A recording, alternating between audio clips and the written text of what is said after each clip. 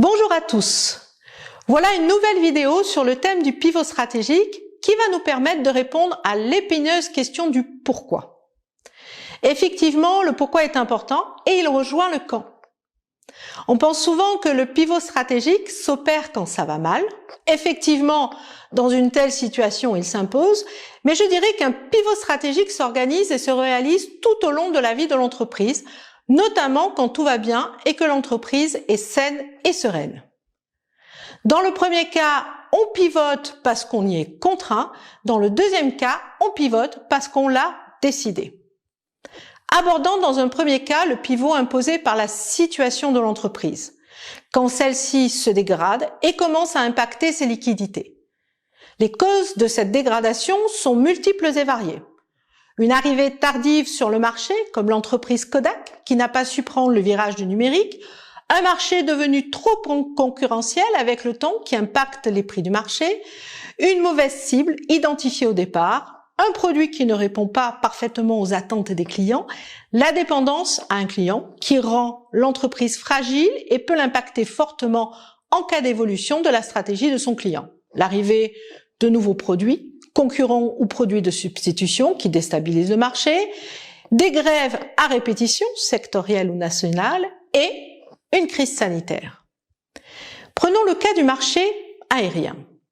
Si celui-ci a été fortement impacté par la crise du Covid, il continuera certainement à l'être à la sortie de cette crise. En effet, les évolutions des modes de travail avec le développement des outils de visioconférence associés d'une part à la recherche d'économies dans les prochains mois par les entreprises impactées par cette crise et d'autre part à des objectifs environnementaux ambitieux vont certainement bouleverser ce secteur.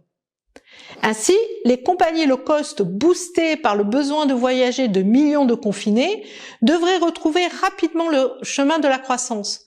Par contre, les compagnies aériennes qui ont basé leur stratégie sur une clientèle d'affaires devraient connaître une sortie de crise plus tumultueuse et devront forcément se réinventer pour s'adapter aux évolutions de consommation.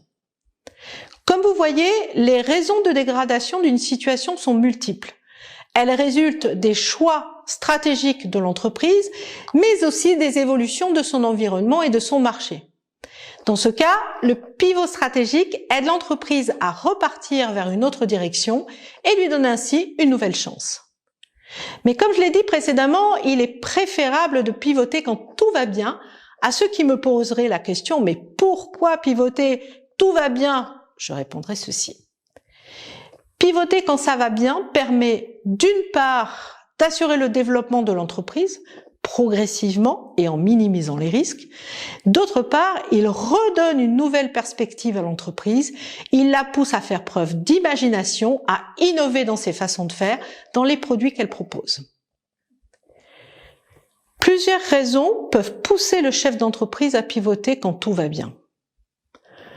Une perte de motivation. Tout va bien, l'entreprise se porte à merveille, mais le chef d'entreprise se lève tous les matins sans grande motivation pour affronter la journée et jongler avec les problématiques récurrentes.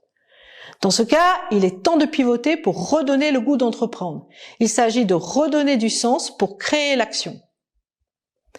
Autre raison qui pourrait pousser le chef d'entreprise à pivoter, une opportunité qui se présente et qu'il ne faut pas rater, car elle offre des perspectives de croissance intéressantes pour l'entreprise.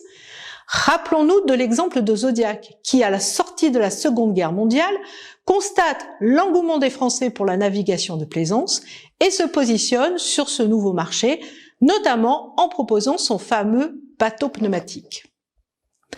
Autre élément déclencheur, l'identification d'un risque qui pourrait potentiellement fragiliser l'entreprise, comme la dépendance à un client ou à un secteur d'activité. Ainsi, l'entreprise peut décider de valoriser son savoir-faire sur d'autres marchés pour devenir moins dépendante d'un client ou d'un secteur d'activité.